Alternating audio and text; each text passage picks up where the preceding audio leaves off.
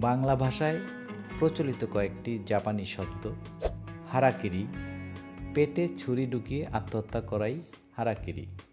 রিকশা, 3 চাকা বা 2 চাকার বাহন, জাপানি শব্দ। হিবাচি, গরম করার যন্ত্রবিশেষ, হিবাচি।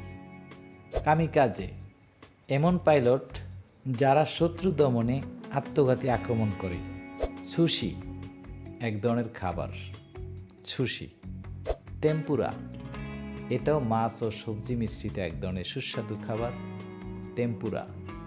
সুকিয়াকি, মাংস ও সবজি মিশ্রিত চমৎকার খাবার। সুনামি, সমুদ্রের ঢেউ, অত্যন্ত পরিচিত শব্দ, সুনামি।